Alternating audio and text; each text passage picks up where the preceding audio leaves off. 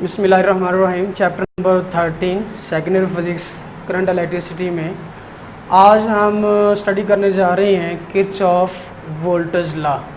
Kirchhoff voltage rule या voltage law क्या है? इसको हम केवीएल रूल भी कहते हैं।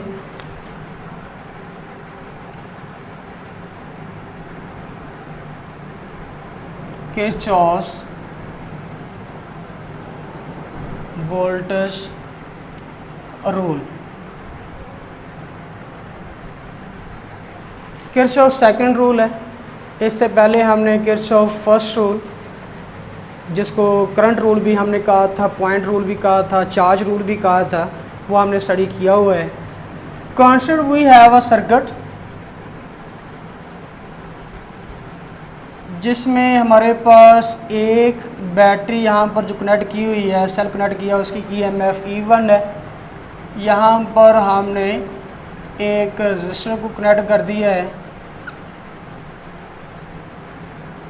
रजिस्टेंस R1 है। इसके बाद हमारे पास यहाँ पर एक और बैटरी कनेक्ट है, इसको हमने E2 कह दिया, और इस यहाँ पर एक और रजिस्टर हमने कनेक्ट कर दिया है इसी सर्किट में सीरीज़ के अंदर, इसको हम R2 कह देते हैं, और ये क्लोज लूप बन गई। अब जैसा कि मैंने बताया हुआ है कि V = IR जो ओहम लॉ था, उसे हम सिर्फ सिंपल सर्किट को सॉल्व करने के लिए यूज़ करते हैं, जबकि ये कॉम्प्लेक्स सर्किट है। कॉम्प्लेक्स सर्किट का मतलब क्या था, ये मैंने आपको बताया लास्ट आर्टिकल में, कि अगर किसी सर्किट में एक की बजाय दो या दो से ज़्यादा सोर्स ऑफ करंट लगे हों, बैटरी या सेल लगे हों, तो वो क्या कहलाता है?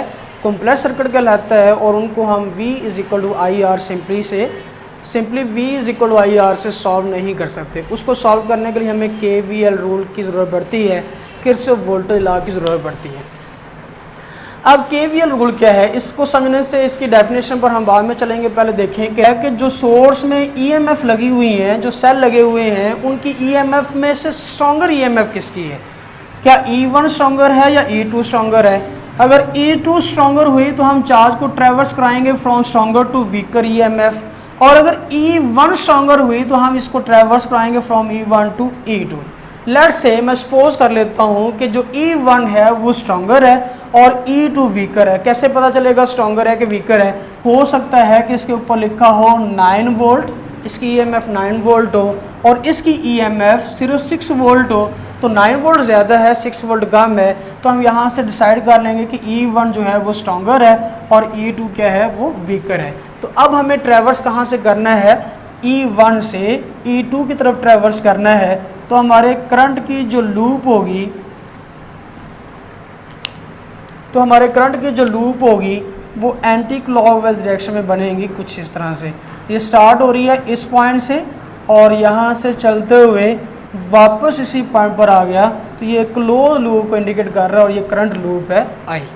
अब यहाँ से कंसीडर करें कि delta Q amount of charge जो है वो एंटर होना चाह रही है बैटरी के नेगेटिव टर्मिनल से पॉजिटिव टर्मिनल पर, तो यहाँ पर कुछ कन्वर्जन होगी, नॉन इलेक्ट्रिकल इलेक्ट्रिकल एनर्जी में कन्वर्ट होगी। तो ये चार्ज को एनर्जी सप्लाइड की जाएगी, बैटरी एनर्जी सप्लाई करेगी to the charge delta Q, और ये यहाँ से यहाँ तक आ जाएगा। अगर 1 कूलम चार्ज हुआ, अगर यूनिट चार्ज हुआ, तो एनर्जी कितनी सप्लाई होगी? Equal to EMF of the source. अगर यहाँ पर मेरे पास 2 कूलम चार्ज हुआ तो 2 time of EMF of the source. अगर 3 कूलम चार्ज हुआ तो 3 time of EMF of the source. मेरे पास delta Q amount of charge है, तो ये delta Q time of electrical energy जो है वो यहाँ पर प्रोवाइड की जाएगी by the source of E1। तो मैं यहाँ पर कहूँगा ये क्योंकि energy is supplied by the battery, energy supply कर रही है, हम इस चार्ज को एनर्जी प्रोवाइड कर रहे हैं, तो energy given is taken as positive. यहाँ पर प्लस आ जाएगा E1 × डेल्टा Q। ये वो अमाउंट है जो बैटरी ने चार्ज को प्रोवाइड की। आप सोच रहे होंगे कि ये फार्मूला कहाँ से आया, ये तो मैंने मैथमेटिकली थोड़ा सा आपको हिंट दिया है, लेकिन अगर आपको ना समझ में आ रहा हो तो ईएमएफ की definition E is equal to delta W over delta Q, यहाँ से डेल्टा Q इसके साथ मल्टीप्लाई हो गया तो delta W electrical energy supplied by the battery is equal to E into delta Q।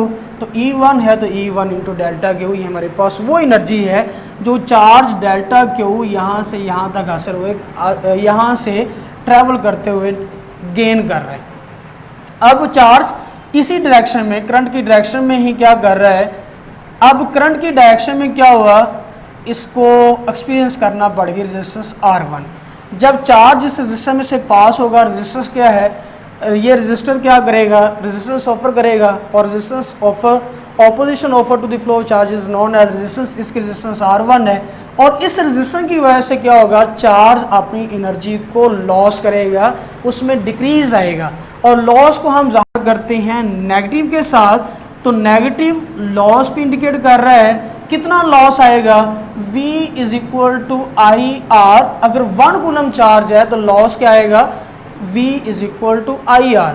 अगर delta Q amount of charge flow कर रही होगी तो हम इसको डेल्टा Q से मल्टीप्लाई कर देंगे, तो I into R1, resistance R1 थी, IR1 into delta Q amount of charge minus IR1, यहाँ से लिया हमने I current loop I into resistance R1 into resistance R1, और कितने चार्जेस के लिए है, delta Q amount of charge के लिए है, हमने इसको डेल्टा Q के साथ मल्टीप्लाई कर दिया। ये हमारे पास दूसरा चेंज आ गया। अब चार्ज यहाँ से इस जगह पर आया, ये हाई पोटेंशियल पर पॉइंट है, और इसने जब ट्रैवर्स करना है लो पोटेंशियल की तरफ, तो यहाँ पर तो इसके पास पोटेंशियल एनर्जी बहुत ज़्यादा है, तो ये क्या करेगा, लॉस करेगा अपनी पोटेंशियल एनर्जी को, और किसके बराबर लॉस आएगा, ये लॉस आएगा minus E2 into delta Q, ये लॉस आ गया।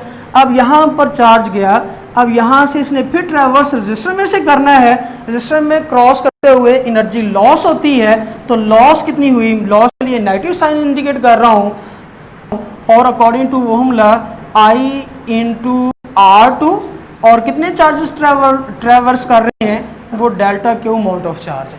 मेरे पास एक ये आ गया वोल्टेज चेंज, यहाँ पर ये वोल्टेज चेंज आ गया, यहाँ पर ये वोल्टेज चेंज आ रहा है, यहाँ पर, और ये वोल्टेज चेंज आ रहा है इस जगह पर।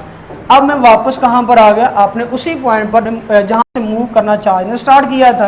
अब sum of all the voltage changes, जितनी ये वोल्टेज चेंजेस आ रही हैं सबको आप ऐड करें, तो मैं इसको कह सकता हूँ E1 delta Q plus minus IR1 delta Q plus minus E2 into delta Q plus minus IR2 into delta Q, इन सब को मैंने ऐड कर लिया। तो किरचॉफ वोल्टेज लॉ ये कहता है कि आपने जितनी वोल्टेज चेंजेस फाइंड की हैं, अगर वो क्लोज लूप के लिए हैं, these are voltage changes, sum of our voltage changes must be equal to 0, इनको 0 के बराबर होना चाहिए।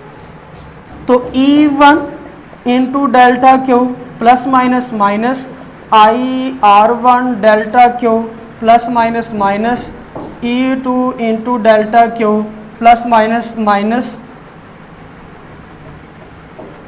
IR2 into delta Q is equal to 0।